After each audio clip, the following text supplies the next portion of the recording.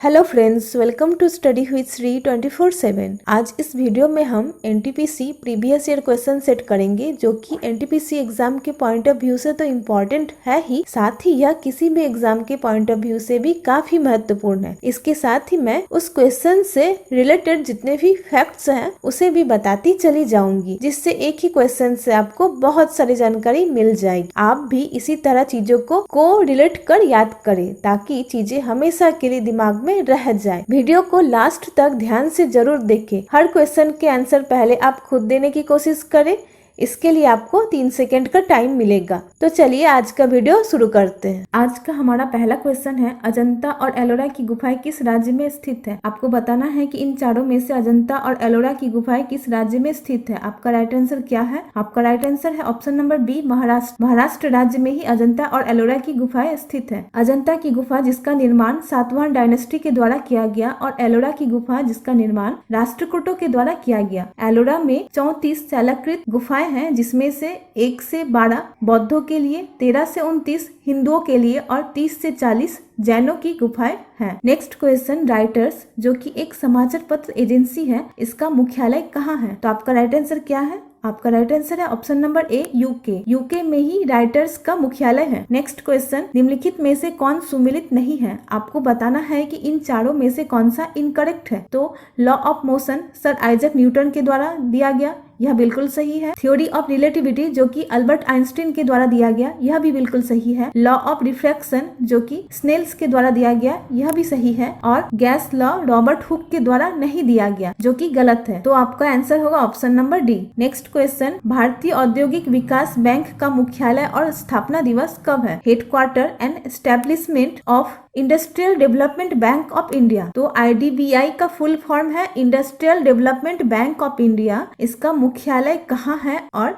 इसकी स्थापना दिवस कब है? इसका राइट आंसर क्या है? इसका राइट आंसर है option number C, Mumbai. IDBI जिसका हेडक्वार्टर है मुंबई और इसका एस्टेब्लिशमेंट हुआ 1964 में। Next question, who was the first Indian women to win gold medal in Asian game? In Asian game में फर्स्ट इंडियन गोल्ड मेडल जीतने वाली पहली महिला कौन थी? Option number A, Kamaljeet Sidhu. Kamaljeet Sidhu जो कि एशियाई खेलों में पहली स्वर्ण पदक जीतने वाली पहली भारतीय महिला थी। इसी के साथ हम दूसरे ऑप्शंस को भी देख लेंगे। कर्णम मल्लेश्वरी जो कि ओलंपिक खेलों में जीतने वाली पहली भारतीय महिला थी, और भानु अथैया जो कि ऑस्कर अवार्ड जीतने वाली पहली भारतीय महिला है। नेक्स्ट क्वेश्चन, निम्नलिखित में से कौन सा सुमेलित नहीं है? आपको बताना है कि इन चारों में से कौन सा इनकरेक्ट है। रिक्टर स्केल जो कि भूकंपीय तीव्रता मापता है, यह बिल्कुल सही है। ब्यूफोर्ड स्केल जो कि हवा की गति अर्थात वाइंड स्पीड को मापता है, यह भी सही है। और केल्विन स्केल जो कि परम ताप अर्थात टेम्परेचर को मापने वाला स्केल है, यह भी सही है। और मिलीबार स्केल जो कि प्रेशर को मापने वाला स्केल है, यह गलत। तो आपका आंसर होगा option number D, millibar scale. Next question, 4 जनवरी को किस देश का स्वतंत्रता दिवस मनाया जाता है? इन चारों में से 4 जनवरी को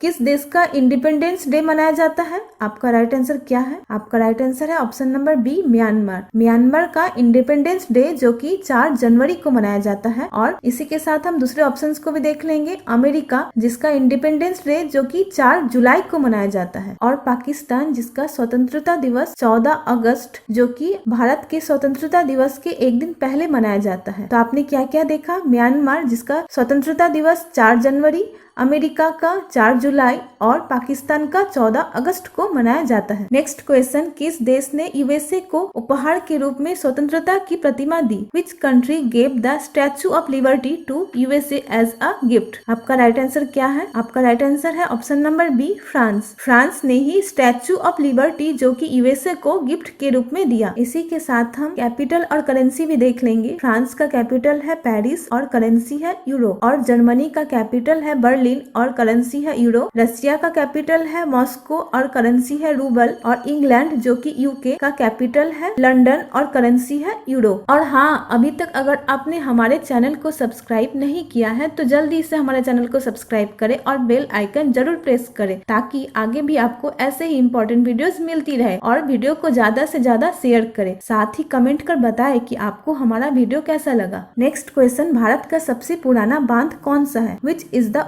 ओल्डेस्ट डैम इन इंडिया? आपका राइट आंसर क्या है? आपका राइट आंसर है option number D, grand anicut. Grand anicut, जिसे कलानी डैम के नाम से भी जाना जाता है, यह भारत का सबसे पुराना बांध है। इसी के साथ हम दूसरे ऑप्शंस को भी देख लेंगे। ग्रैंड एनीकट जो कि कावेरी नदी पर बना है और यह तमिलनाडु राज्य में स्थित है। इसी के साथ हम दूसरे ऑप्शंस को भी देख लेंगे। हीराकुंड डैम जो कि भारत का सबसे लॉन्गेस्ट डैम है, यह महानदी रिवर में बना है और यह उड़ीसा राज्य में स्थित है। और option number B, Almatti dam जो कि कृष्णा नदी पे बना है, यह कर्नाटक राज्य में स्थित है। और टेहरी डैम जो कि भागीरथी नदी पे बना है और यह उत्तराखंड राज्य में स्थित है। नेक्स्ट क्वेश्चन, सर्वाधिक ऑस्कर पुरस्कार विजेता रिकॉर्ड किसके नाम पर किया गया है? तो आपको बताना है कि most Oscar award winning male कौन है? आपका राइट आंसर क्या है? आपका राइट आंसर है option number A, Walt Disney. Next question, भारतीय संविधान में कितने मौलिक कर्तव्यों का उल्लेख है? How many fundamental duties are mentioned in the Indian constitution? आपको बताना है कि इन चारों में से कितने मौलिक कर्तव्य जो कि भारतीय संविधान में उल्लेख है। आपका राइट आंसर क्या है? आपका राइट आंसर है ऑप्शन नंबर डी, 11। इसी के साथ आपको पता होना चाहिए कि सरदार स्वर्ण सिंह समिति पर संविधान के 42वें संशोधन के द्वारा फंडामेंटल ड्यूटीज को संविधान में जोड़ा गया। तो 42 अमेंडमेंट के द्वारा संविधान में मौलिक कर्तव्य को जोड़ा गया और पार्ट 4A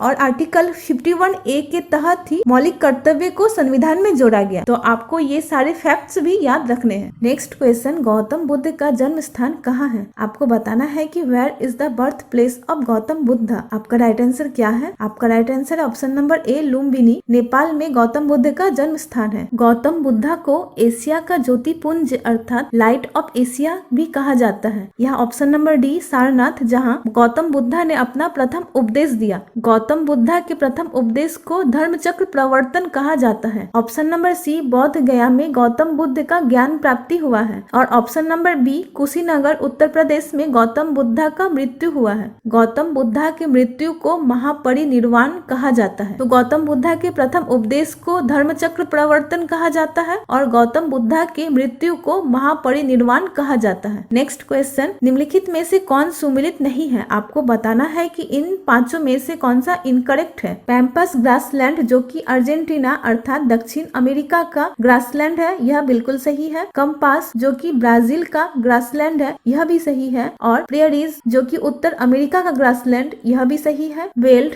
जो कि दक्षिण अफ्रीका का ग्रासलैंड है, यह भी सही है। और डाउन्स जो कि ऑस्ट्रेलिया का ग्रासलैंड है, यह गलत है। तो आपका आंसर हो जाएगा डाउन्स जो कि ऑस्ट्रेलिया का ग्रासलैंड है। नेक्स्ट क्वेश्चन, संयुक्त राष्ट्र संघ यूनाइटेड नेशन ऑर्गेनाइजेशन का ऑफिशियल लैंग्वेज क्या है? आपका राइट आंसर क्या है? आपका राइट आंसर है option number A, United Nation Organisation का 6 ऑफिशियल लैंग्वेज है, जो है English, France, Chinese, Russian, Arabic और स्पेनिश। और आपको पता होना चाहिए कि यूनाइटेड नेशन का हेडक्वार्टर है न्यूयॉर्क, यूएसए में और एस्टेब्लिश्ड है 24 अक्टूबर 1945। यूनाइटेड नेशन जो कि 24 अक्टूबर को एस्टेब्लिश्ड हुआ था, इसीलिए इसी दिन संयुक्त राष्ट्र संघ दिवस के रूप में मनाया जाता है। नेक्स्ट क्वेश्चन, बार्क क्या है? आपको बताना है कि बार्क जिसका फुल फॉर्म क्या है। आपका राइट आंसर है, आपका आंसर है option number B, Bhabha atomic research centre. BARC जिसका हेडक्वार्टर है टॉम्बी, मुंबई में और इसके फाउंडर है होमी जे भाभा। होमी जे भाभा जिन्हें father of Indian nuclear program कहा जाता है और father of Indian space programme जो कि विक्रम अम्बाला साराभाई को कहा जाता है। विक्रम अम्बाला साराभाई जो कि इसरो के फाउंडर है। तो आपने फर्क समझ लिया। तो father of Indian nuclear programme Homi J Bhabha को कहा जाता है और father of Indian space programme जो कि विक्रम अम्बाला साराभाई को कहा जाता है। नेक्स्ट क्वेश्चन, भारत एक खोज पुस्तक किसके द्वारा लिखा गया था? भारत एक खोज अर्थात डिस्कवरी ऑफ इंडिया, इसके लेखक है Jawaharlal Nehru. Option number C, Jawaharlal Nehru. Jawaharlal Nehru ने ही आराम हराम है का नारा दिया। नेक्स्ट क्वेश्चन, संविधान के किस अनुच्छेद में मौलिक अधिकारों का वर्णन है? इन चारों में से किस आर्टिकल के तहत फंडामेंटल राइट्स को रखा गया है? आपका राइट आंसर क्या है? आपका राइट आंसर है 12 से 35। 12 से 35 के बीच फंडामेंटल राइट्स को रखा गया है। और ऑप्शन नंबर बी, 36 से 51 तक डायरेक्टिव प्रिंसिपल को रखा गया है। तो 12 से 35 तक फंडामेंटल राइट्स को रखा गया है है और 36 से 51 तक डायरेक्टिव प्रिंसिपल को रखा गया है। नेक्स्ट क्वेश्चन, निम्नलिखित में से कौन सा यौगिक है? आपको बताना है कि इन चारों में से कौन सा कंपाउंड है। इस क्वेश्चन का आंसर देने से पहले आपको पता होना चाहिए कि व्हाट इज कंपाउंड। कंपाउंड क्या है? कंपाउंड वह शुद्ध पदार्थ जो कि रासायनिक रूप से दो या दो से अधिक तत्वों के एक निश्चित अनुपात में रासायनिक संयोग से बने हैं, जिसे ही कंपाउंड कहते हैं। तो हम देख लेते पहला ऑप्शन, पारा अर्थात मरकरी Hg जो कि एक ही एलिमेंट है, तो यह तो कंपाउंड नहीं होगा। ओजोन, इसका फॉर्मूला है O3, यह भी एक ही एलिमेंट से बना है, यह भी नहीं होगा। और एयर जो कि मिश्रण का एक एग्जाम्पल है, यह भी नहीं होगा। और लास्ट ऑप्शन है अमोनिया, जिसका फॉर्मूला है NH3, यह दो तत्वों के एक निश्चित अनुपात से मिलकर बना है। यहाँ इस ऑप्शन में से अमोनिया आपका आंसर हो जाएगा, क्योंकि पारा तो बस एक ही एलिमेंट से मिलकर बना है, और ओजोन जो यह भी एक ही एलिमेंट से मिलकर बना है, और एयर जो कि एक मिश्रण है, यह भी नहीं होगा। तो अमोनिया जो दो तत्वों के एक निश्चित अनुपात के मिलने से बना है, तो आपका आंसर हो जाएगा अमोनिया। नेक्स्ट क्वेश्चन, आपको बताना है कि जॉन्डिस किस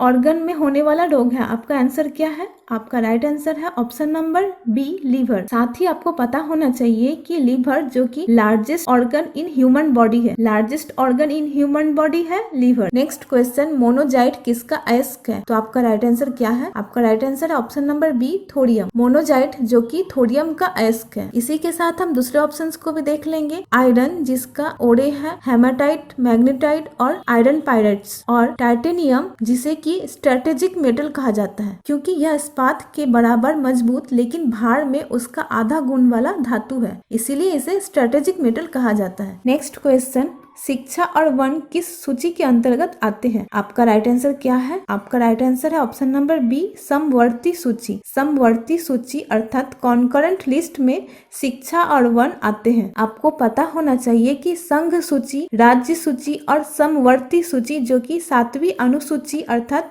स्केड्यूल में रखा गया है। तो स्टेट लिस्ट, यूनियन लिस्ट और कॉन्करेंट लिस्ट किस स्केड्यूल में रखा गया है? तो आपका आंसर होगा 7वीं अनुसूची में। और साथ ही आपको पता होना चाहिए कि संघ सूची में 100 विषय है, राज्य सूची में 61 विषय है और समवर्ती सूची में वर्तमान में 52 विषय है। नेक्स्ट क्वेश्चन, उत्तरी ध्रुव पर पहुंचने वाला प्रथम मानव कौन था? Who was the first man to reach the North Pole? आपका राइट आंसर क्या है? आपका राइट आंसर है option number C, Robert Peary. Robert Peary जो कि नॉर्थ पोल में पहुंचने वाला पहला मानव था। इसी के साथ हम दूसरे ऑप्शन को भी देख लेंगे। रोनाल्ड अमुंडसन जो कि first man to reach South Pole. तो first man to reach South Pole है रोनाल्ड अमुंडसन और first man to reach North Pole है रॉबर्ट पियारी। और लास्ट ऑप्शन यूरी गागरिन कौन था? यह अंतरिक्ष में पहुंचने वाला प्रथम व्यक्ति था। Next question, diesel locomotive workers कहाँ स्थित है? Where is the diesel locomotive workers located? आपका राइट आंसर क्या है? आपका राइट आंसर है ऑप्शन नंबर डी, वाराणसी। इसी के साथ आपको पता होना चाहिए कि इंटीग्रल कोच फैक्ट्री जो कि पेरम्बूर तमिलनाडु में है, रेल कोच फैक्ट्री जो कि कपूरथला पंजाब में है और भारत अर्थ मूवर्स लिमिटेड जो कि बेंगलुरु कर्नाटक में है।